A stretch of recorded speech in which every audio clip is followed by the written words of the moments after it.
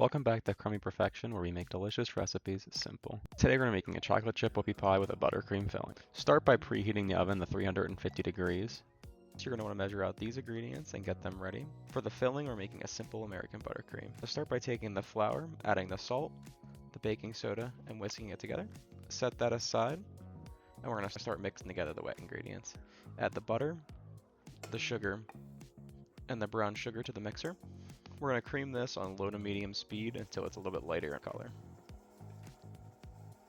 It should look like this when it's ready. Scrape the rim to make sure there's no buildup on the sides. And we're going to add the eggs, vanilla, and stir together. Once it's looking like this, it's ready to add the flour. Scrape the rim, make sure there's no eggs sticking to the side. Add about half the mixture in. Stir it on low speed. Once it's just starting to look like this, we're going to add the rest of the mixture. To make sure we don't overbuild the gluten in this, we're going to stop right before it's fully combined and finish it with a spatula. Add the chocolate chips, scrape along the rim and fold them in, and make sure you get to the bottom. When scooping out the cookies, if you opted for margarine, you'll notice they'll be a little bit stickier. That's okay. Just use your fingers or a spoon to shape them up. Now toss them in the oven for about 10 to 13 minutes until the tops are golden brown like this. Now set this aside to cool, and we're going to start the buttercream. Add the butter, half the powdered sugar, and the vanilla to the mixer. Combine on medium speed until you can't see the powdered sugar anymore. Then add the other half of the powdered sugar, and do the same.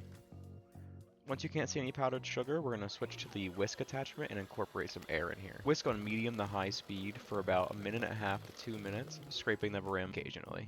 The easiest way to get the buttercream out of the whisk is to give it a solid tap on the edge of the bowl, and the buttercream will fly right out. For assembly, set the cookies upside down and give a generous scoop on half of them. Then you're going to take the two parts, push them together gently, and rotate together to make sure they grip well. Thanks for following along with me, and if you liked this recipe, please consider liking and subscribing and checking out last week's video where we made a lemon blueberry cookie with a lemon glaze.